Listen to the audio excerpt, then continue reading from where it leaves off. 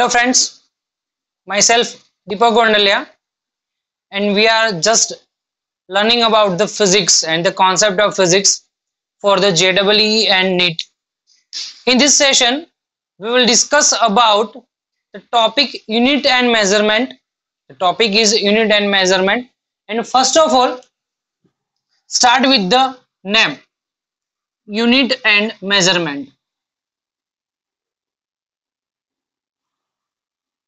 Why we require any unit? Why we require any unit? So first of all, I will tell you that the unit that describe the particular physical quantity. Suppose let's take an example. We are measuring. मान लो कि आप कोई भी चीज length है उसको major कर रहे हैं. We are measuring the length, and for that the unit of the length is meter.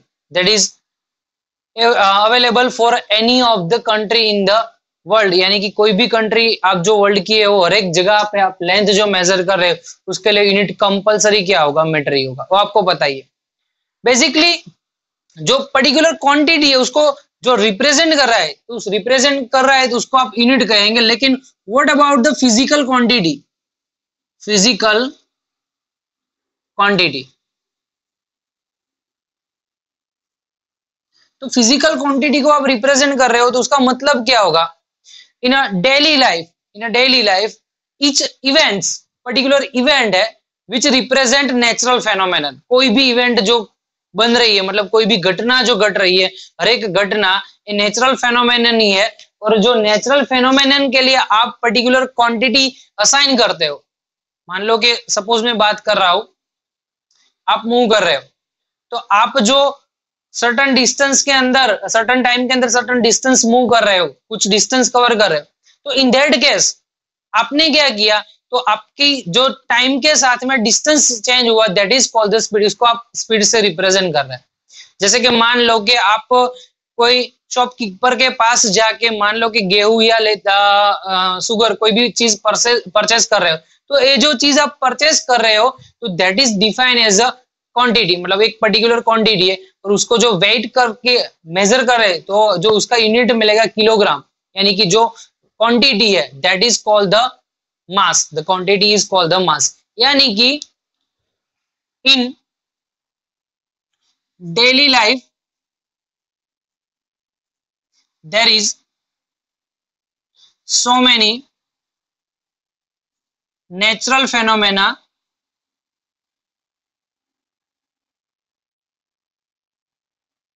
and for each event, natural process, for each event there is particular quantity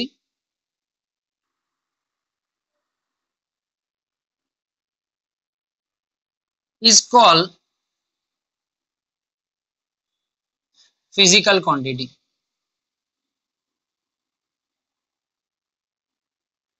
simple सी definition है. यानी कि जितनी भी घटना घटती है हर एक घटना के लिए आपके पास पर्टिकुलर क्वांटिटी है that is known as the physical quantity. जैसे कि लेंथ है, मास है, वेलोसिटी है, एक्सेलरेशन है, फोर्स है, प्रेशर है, बहुत सारी चीज है. हर एक चीज के लिए पर्टिकुलर क्वांटिटी, एक डिफाइंड क्वांटिटी है ही. कोई भी प्रोसेस हो, हर एक प्रोसेस के लिए एक क्वांटिटी है and that is known as the physical quantity. And there is 3 different type of physical quantity. First, fundamental quantity.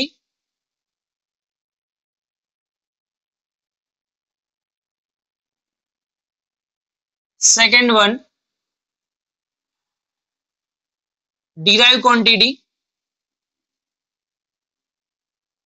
And last one is supplementary quantity. There is a 3 different type of physical quantity. और physical quantity के कौन से 3 type है? First is the fundamental quantity, second one is the derived quantity, and third one is the supplementary quantity.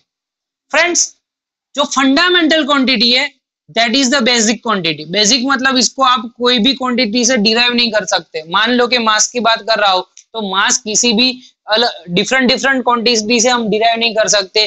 That is a unique quantity. यानी कि हमारे पास जो भी फंडामेंटल क्वांटिटी है that never be derive from any of the quantity, correct, कोई भी quantity जितनी भी है उसमें से हम कभी भी फंडामेंटल क्वांटिटी डिराइव नहीं कर सकते। बाकी की जितनी भी डिराइव क्वांटिटी है, डिराइव क्वांटिटी का मतलब कि जो फंडामेंटल क्वांटिटी का यूज करके सभी की सभी क्वांटिटी डिराइव कर, जैसे कि वेलोसिटी है, velocity is equal to length by time, यानी कि metre per second, unit is the metre per second, clear. Then after acceleration, acceleration is velocity, change in velocity by time, change in velocity by time, and velocity is equal to displacement by time, displacement by time। ऐसे बहुत सारी quantities है, जैसे force, force is equal to mass into acceleration. तो आप basic quantity यानी कि fundamental quantity का यूज करके जितनी भी क्वांटिटी डिराइव कर रहे हो that is known as the derive quantity, and we have only 7 fundamental quantity and which are they? तो first mass, time, length, electric current, thermodynamic temperature, thermodynamic temperature, उसके आगे लिखना है तो amount of substance, amount of substance, और उसके आगे लिखना है तो luminous intensity, luminous intensity। ये सभी चीज तो आपने आपके एनसीईआरटी के लेक्चर में पढ़ी है, लेकिन मैं फिर से उसको रिपीट कर रहा हूँ क्योंकि बेसिकली आपको हर क्वांटिटी के लिए कौन सा यूनिट चाहिए, उसका जो डायमेंशन क्या है, उसकी रिक्वायरमेंट है। That's why I will repeat this all quantity, derived quantity and fundamental quantity. The basic quantity is known as the fundamental quantity, and all the quantity which are derived from the fundamental, it is called the derived quantity. Last one is the supplementary. तो supplementary जैसे कि आपको मान लोगे, एक suppose मैं दिखा रहा हूँ कि आपकी एक बुक बन गई है और 2 महीने बाद पता चला कि इसमें ए चैप्टर बाकी रह गया, 2 महीने बाद पता चला कि ए चैप्टर बाकी रह गया। तो वैसे ही जो फंडामेंटल क्वांटिटी एक बार फिक्स हो गई, देन आफ्टर पता चला कि ये दोनों क्वांटिटी को आपको ऐड करना है, तो सप्लीमेंट्री क्वांटिटी में है फर्स्ट प्लेन एंगल और दूसरा है सॉलिड एंगल, क्लियर। तो supplementary quantity that are the plane angle and solid angle, we will discuss all this quantity in next session. तो देखो हम स्टार्ट कर रहे हैं बेसिक फंडामेंटल क्वांटिटी, उसके पहले different kind of unit system define कर लो। Different kind of unit system में क्या होगा आपने पढ़ाई है, इसीलिए मैं क्विक रिवीजन करवा रहा हूं। फर्स्ट जो है unit system that is FPS, first unit system FPS, foot pound second. First system is FPS, foot pound and second, and for the measurement of the length, for the measurement of length we have the quantity that is the foot, यानी कि जो भी distance था हम initial level पे foot में major कर रहे थे, तो foot is the quantity for the length. Now the mass of the object, the mass of the object will be measured in the unit of pound, यानी कि मास को आप रिप्रेजेंट कर रहे थे पाउंड से, और टाइम जो था टाइम को आप रिप्रेजेंट कर रहे थे सेकंड से initially. Then after second quantity आई, second unit system CGS, centimetre gram second. मतलब कि जो भी डिस्टेंस था आप मेजर कर रहे थे सेंटीमीटर में, देन आफ्टर मास को ग्राम में, देन आफ्टर टाइम को सेकंड में मेजर कर रहे थे। इसके आगे आप बात कर रहे हैं थर्ड वन एमकेएस, यानी कि जो डिस्टेंस है वो आप मीटर में मेजर कर रहे थे, जो मास था उसको आप किलोग्राम में रिप्रेजेंट कर रहे थे, और जो टाइम था उसको आप सेकंड में रिप्रेजेंट कर रहे हैं। अगेन फोर्थ यूनिट सिस्टम एमकेएसए, थोड़ा जैसे जैसे आगे बढ़े कुछ ना कुछ इन्वेंशन हुआ, तो ये 3 चीज तो अंदर आ रही है। कौन सी 3 चीज? मीटर आ रही है, किलोग्राम आ रहा है और सेकेंड आ रहा है। ये 3 चीज तो है, लेकिन last one A, and A is represent for ampere, is represent for ampere. मतलब जैसे जैसे टाइम बढ़ा तो इलेक्ट्रिसिटी फाइंड की, one for electricity that is a basic fundamental quantity that is the ampere, यानी कि करंट है, करंट को आप जो यूनिट रिप्रेजेंट कर रहे हो दैट इज एम्पियर। तो ये सभी अलग अलग कंट्री ने अपने मुजब कुछ ना कुछ स्टार्ट किया है। आपको मैं बात कर रहा हूँ एंशिएंट इंडिया की। तो एंशिएंट इंडिया में क्या था कि जब हम कोई भी चीज को मेजर करना था तो क्या होता है कि कोई भी जो गांव था या पर्टिकुलर कोई भी एक कंपाउंड, मतलब मान लो कि एक विस्तार था, एरिया था, तो वहां पे एक उसका कोई भी रिप्रेजेंटेटिव था, तो उस रिप्रेजेंटेटिव की जो लेंथ ऑफ फीट है, मतलब कि 1 फुट जितना चल रहा है, तो उसकी जो लेंथ होती है उस लेंथ को हम मेजरमेंट के लिए यूज कर रहे थे। आपने कभी देखा होगा कि बहुत सारे लोग है कोई भी चीज को मेजर करे तो ऐसे हाथ से लेके मेजर करे, हाथ के जो यहाँ पे थंब होता है, थंब से स्टार्ट करके जो नोज की टिप होती है वहां तक मेजर कर रहे थे। ये सभी चीज पुराने टाइम में चली आ रही थी, लेकिन जैसे जैसे इनोवेशन हुआ, नई नई कुछ टेक्नोलॉजी आती गई, तो इस टेक्नोलॉजी से जो भी मेजरमेंट थे वो मेजरमेंट पूरे के पूरे चेंज हो गए। आपको पता होगा कि पहले के टाइम में क्या था कि अगर मान लो कि आप कोई भी चीज को मेजर करना है तो वो चीज के लिए पर्टिकुलर वेट नहीं था। जैसे आप जा रहे हो तो पर्टिकुलर एक वेट का एक सिंबल होता है, 1 kg is equal to 1000 gram fix ही होता है, कहीं भी जाओ मेजर करो वही होता है। लेकिन पहले क्या था कि कोई कंटेनर था, कंटेनर के अंदर चीज डाल देते थे, तो मान लो कि एक चीज अंदर डाली 5 kg गेहूं है, तो इसका मतलब ऐसा नहीं होता कि वहां पे उसका जो मास होगा 5 kg राइस के होगा। सपोज मैं एग्जांपल दे रहा हूं, एक कंटेनर है, एक कंटेनर के अंदर मान लो कि मैंने 5 kg यहाँ पे चावल डाल दिए और देन आफ्टर उसको मैं रिप्लेस कर रहा हूँ 5 kg गेहूं के साथ।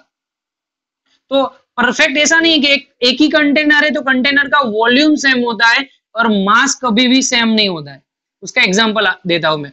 मान लो कि एक बंदा आपको 5 kg शुगर इस कंटेनर में देता है और आप यही कंटेनर के अंदर कॉटन डाल के देते हो, तो बेनिफिट किसको हुआ?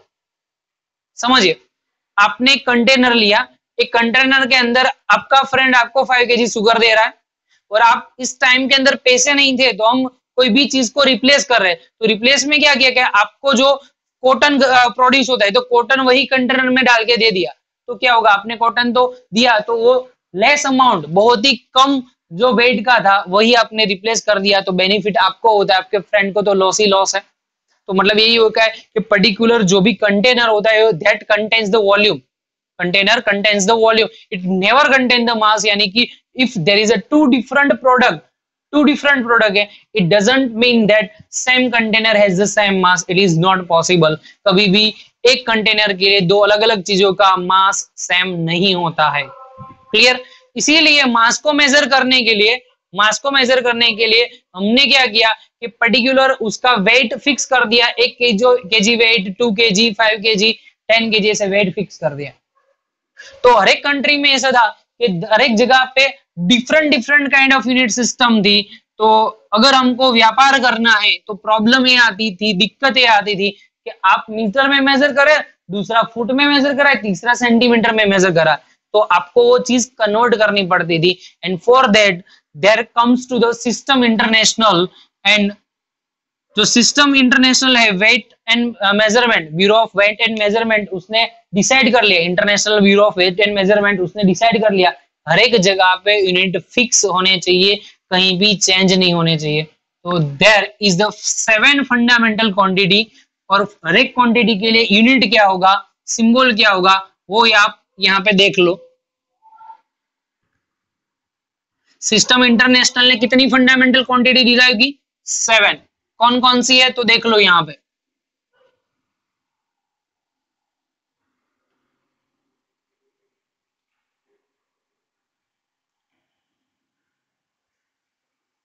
Physical quantity, unit and symbol. First quantity is mass, and mass को रिप्रेजेंट करने के लिए यूनिट है किलोग्राम। कौन सा यूनिट है? किलोग्राम। इन किलोग्राम का सिंबल है केजी। किलोग्राम का सिंबल कौन सा है? Kg. The second one is the quantity for the time. Second is the quantity for time, और टाइम के लिए जो भी यूनिट मिलेगा दैट इज सेकेंड, और सेकेंड को रिप्रेजेंट करने के लिए स्मॉल एस। सेकेंड को रिप्रेजेंट करने के लिए small s. Then after third one length, length को रिप्रेजेंट करने के लिए मीटर, और मीटर को रिप्रेजेंट करने के लिए सिंबल स्मॉल है, मीटर को रिप्रेजेंट करने के लिए सिंबल स्मॉल है। Then after fourth quantity electric current, यानी कि हमारे घर में जो भी इलेक्ट्रिसिटी आ रहा है तो उसकी बेसिक फंडामेंटल क्वांटिटी है इलेक्ट्रिक करंट, और करंट जो फाइंड किया था साइंटिस्ट एम्पियर ने, और एम्पियर के नेम से हम उसको कैपिटल ऐसे रिप्रेजेंट करें, एम्पियर के नेम से कैपिटल है। दूसरी चीज मैं बता दूं कि अगर कोई यूनिट साइंटिस्ट के नेम से आप रिप्रेजेंट कर रहे हो तो जो सिंबॉलिक फॉर्म है उसका, जो सिंबॉलिक फॉर्म है तो कैपिटल ही होना चाहिए। अगर किसी भी यूनिट को साइंटिस्ट के नेम से रिप्रेजेंट कर रहे हो तो symbolic form must be in capital. अगर मान लो कि पूरा यूनिट लिखना है तो पूरा यूनिट ऐसे लिख सकते हैं एम्पियर, क्या लिख सकते हैं एम्पियर, यानी कि हर एक लेटर स्मॉल लेटर में होना चाहिए। Clear? Then after there is a no dot between the two unit, अगर डिफरेंट टू डिफरेंट यूनिट है वहां पे बीच में डॉट भी मत करो और कोमा भी मत करो, याद रखना। There is a two different unit, अलग अलग यूनिट है तो उसके बीच में नेवर यूज डॉट और comma. And always unit in one ratio, याद रखना है कि जो भी यूनिट है वो ऑलवेज एक ही रेशियो में लिखना है। एक ही रेशियो मतलब मीटर पर सेकेंड ए लिखो तो सही है, मीटर पर सेकेंड ऐसे लिखो तो ये रॉन्ग है। समझ में आ रहा है? किसी भी यूनिट को आप रिप्रेजेंट कर रहे हो तो इसका मतलब यही है कि सिंगल रेशियो के फॉर्म में लिखो, never use the two ratio और more than two ratio. Okay okay. Then after next quantity thermodynamic temperature, fifth number thermodynamic temperature. और टेम्परेचर को जो फाइंड किया था द साइंटिस्ट इज केल्विन, अगर केल्विन साइंटिस्ट के नेम से लिखना है तो जो पूरा स्पेलिंग स्मॉल लेटर में लिखो, और साइंटिस्ट है तो सिंबॉलिक फॉर्म में देयर मस्ट बी के। Six quantity amount of substance, मतलब मान लो कि आपके पास सोडियम है, सोडियम एक मोल ले लेते हो तो एक मोल सोडियम के अंदर कितने मोलेक्यूल्स है, तो ये पर्टिकुलर अमाउंट आपको रिप्रेजेंट करने, अमाउंट ऑफ सब्सटेंस कितने मोलेक्यूल्स है उसको रिप्रेजेंट करने के लिए है मोल, MOLE जो यूनिट है that is mole. And for the symbolic representation सिर्फ MOL लिखना है, क्या लिखना है? सिर्फ MOL। Last one is luminous intensity. Luminous intensity क्या होता है कि मान लो कि आप स्टोव को स्टार्ट कर रहे हो, स्टोव को जला रहे हो तो मतलब गैस जल रही है तो उसमें से फ्लेम निकल रही है, तो ये फ्लेम की इंटेंसिटी क्या है, जो भी फ्लेम निकल रही है उसकी इंटेंसिटी क्या है, तो that must be represent by the candela. उसको आप रिप्रेजेंट कैसे करेंगे? कैंडेला। और for that candela the symbol is CD, candela के लिए जो सिंबल है CD है। Clear friends? तो जो सिस्टम इंटरनेशनल की बात कर रहे हैं तो सिस्टम इंटरनेशनल में हमारे पास टोटल 7 क्वांटिटी है। कितनी क्वांटिटी है? 7। और क्वांटिटी को आप रिप्रेजेंट करना है mass, time, length, then after electric current, then after आगे क्या पढ़ना है? Thermodynamic temperature, amount of substance, and last one is luminous intensity which is covered in your NCERT session. तो ये जो क्वांटिटी है उसके बारे में हमने पढ़ लिया। नेक्स्ट क्या पढ़ना है कि जो भी डिराइव क्वांटिटी है और दूसरी जो भी क्वांटिटी कैसे मिल रही है, उसके डायमेंशन क्या है, that is the important for us, वो हम डिस्कस करने वाले हैं यहाँ पे। चलो तो हम यहाँ पे डिफरेंट डिराइव क्वांटिटी की बात कर रहे हैं और उसके डायमेंशन की भी बात कर लेंगे। तो फर्स्ट ऑफ ऑल फ्रेंड्स हमको ये पढ़ना है कि डायमेंशन क्या है। तो any physical fundamental quantity, any otherwise any physical quantity which is represented by the fundamental quantity with its power, represent करो any physical quantity which is represented by power of fundamental quantity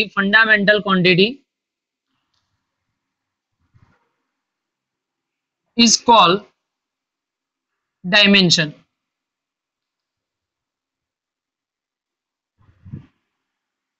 okay simple सी चीज है कि अगर मान लो कि आपकी physical quantity को मैं बात कर रहा हूं, जैसे कि वेलोसिटी, बेसिक एग्जांपल है वेलोसिटी, तो वेलोसिटी को आप रिप्रेजेंट करें displacement raise to divide by time, displacement ratio time.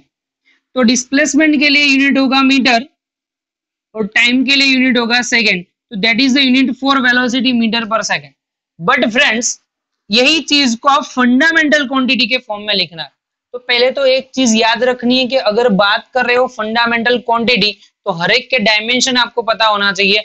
Simple सी चीज बता रहा हूं, लेंथ के लिए जो डायमेंशन है that is capital L and we must represent in the square bracket, उसको ऑलवेज स्क्वायर ब्रैकेट में लिखना है।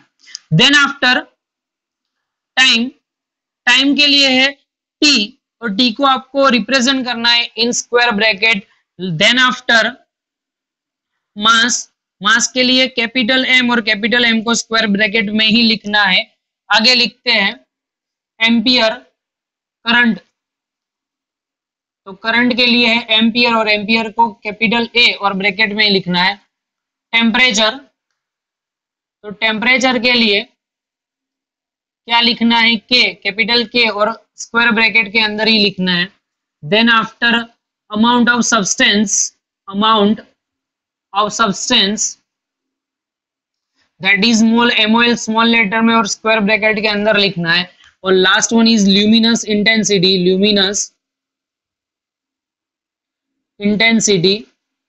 और ल्यूमिनस इंटेंसिटी के लिए ऑलवेज लिखना है CD in square bracket.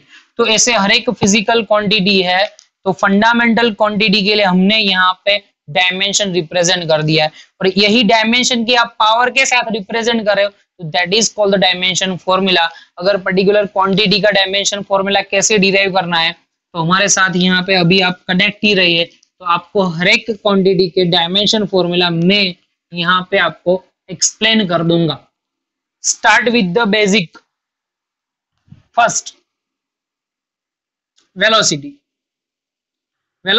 is equal to distance by time, velocity is equal to distance by time। Exact formula है डिस्प्लेसमेंट बाय टाइम, लेकिन डिस्टेंस और डिस्प्लेसमेंट मेजर होता है लेंथ के लिए ही, और लेंथ के लिए यहाँ पे लिख सकते हो लेंथ बाय टाइम। मैंने अभी बोला लेंथ के लिए लिखना है कैपिटल एल और टाइम के लिए लिखना है कैपिटल डी। लेकिन देखो टी जो है डिवाइड में है, उसको आपको ले जाना है न्यूमरेटर के अंदर। टी कहाँ पे है, डिवाइड में, उसको ले जाना कहाँ पे, न्यूमरेटर के अंदर। यानी कि पर्टिकुलर क्वांटिटी को आप न्यूमरेटर के अंदर रिप्रेजेंट कर रहे हो तो उसकी पावर जो प्लस है तो माइनस होगी और माइनस है तो प्लस। तो देखो ये डिवाइड में ऊपर आ गया तो माइनस पावर, तो एल और टी रेस टू -1, लेकिन ये पूरी चीज एक ही स्क्वायर ब्रैकेट में लिखनी है तो in square bracket L raise to 1 T raise to -1। यानी कि dimension formula for the velocity, L1 t -1। Now acceleration is equal to change in velocity divided by time। तो फ्रेंड्स चेंज इन वेलोसिटी के लिए तो हमने लिख दिया length by time, क्या होगा length by time divide by time. लेकिन ये रेशियो तो ठीक से नहीं लिख सकते तो टाइम को डिवाइड में ले लो, तो क्या होगा length divide by time square, क्या होगा length divide by time square. तो लेंथ के लिए एल लिखो, टाइम के लिए टी रेस टू 2 लिखो, टाइम के लिए क्या लिखो टी रेस टू 2, न्यूमरेटर के अंदर भेज दो तो पावर हो जाएगी माइनस, तो L raise to 1 T raise to -2, L raise to 1 T raise to -2, ऐसे आप डिराइव कर सकते हो। नेक्स्ट बात कर रहे हैं फोर्स की। किसकी बात कर रहे हैं, फोर्स। तो मैंने अभी बोला था force is equal to mass into क्या होगा एक्सेलरेशन। आप लिख सकते हो मास इनटू एक्सेलरेशन। तो मास के लिए क्या होगा मास, और एक्सेलरेशन के लिए क्या लिखेंगे, अभी लिखा ना लेंथ पर टाइम स्क्वायर। तो लिखो डायमेंशन एम ब्रैकेट में, एल ब्रैकेट में, और टी जो है उसका स्क्वायर, लेकिन स्क्वायर ब्रैकेट में लिखना है। पूरी चीज न्यूमरेटर के अंदर एक ही साथ में लिख दो तो क्या होगा m1l1t-2, तो फोर्स का भी डायमेंशन फॉर्मूला मिल गया आपको। तो यहाँ पे आप पर्टिकुलर जो भी क्वांटिटी है, जो भी नेचुरल फेनोमेनन है, हर एक के लिए क्या फाइंड कर सकते हो, फॉर्मूला। आ रहा है समझ में कि ऊपर से जा रहा है? समझ में आ रहा है ना कि आप वैसे ही कुछ सर ने लेक्चर स्टार्ट कर दिया है, देखता है तो देखते हैं, अगर स्टार्ट करके रख दो कोई प्रॉब्लम नहीं है, नहीं देखना है तो भी क्या है फ्रेंड्स, आपके लिए पूरा ध्यान यहाँ पे ही दो। अगर समझ में नहीं आ रहा है तो आप मुझे मेरे कांटेक्ट नंबर पे भी मैसेज कर सकते हैं, आइदर आप जो है कमेंट सेक्शन में भी लिख सकते हैं।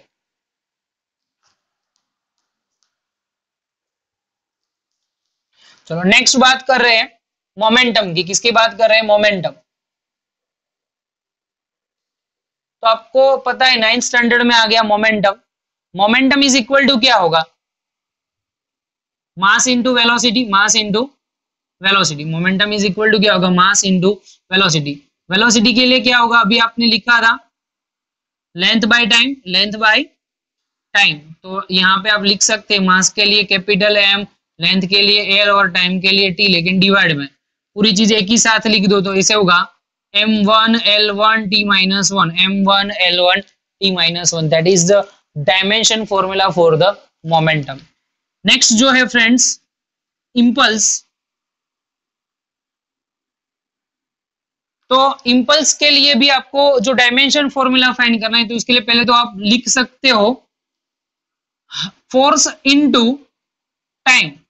इंपल्स के लिए क्या होगा? Force into time, that should be represent as impulse force. तो उसके लिए डायमेंशन फॉर्मूला तो आपने डिराइव किया है, देखो अभी यहाँ पे ही है तो जरूरत नहीं है, तो मैं डायरेक्ट लिख सकता हूँ m1l1t-2 एंड टाइम के लिए क्या होगा? t1, तो t की -2 पावर यहाँ पे +1 पावर, यानी कि 2 - 1 1 होगा, लेकिन माइनस बड़ा है इसीलिए -1, -2 + 1 दैट मींस -1 होगा। तो m1l1t-1। तो फ्रेंड्स देखो इंपल्स का फॉर्मूला देखो, और ऊपर कौन सा दिया है? मोमेंटम। नीचे इंपल्स, ऊपर मोमेंटम, डायमेंशन फॉर्मूला सेम है, so we can represent that impulse is equal to change in momentum. Impulse is equal to क्या लिख सकते हैं? Change in momentum. यहां पे लिख सकते हैं impulse is equal to change in momentum. आ रहा है समझ में फ्रेंड्स? आगे बात कर रहे हैं वर्क डन का। वर्क डन, तो work done is equal to क्या होगा? Force into displacement. Work done is equal to क्या होगा? Force into displacement.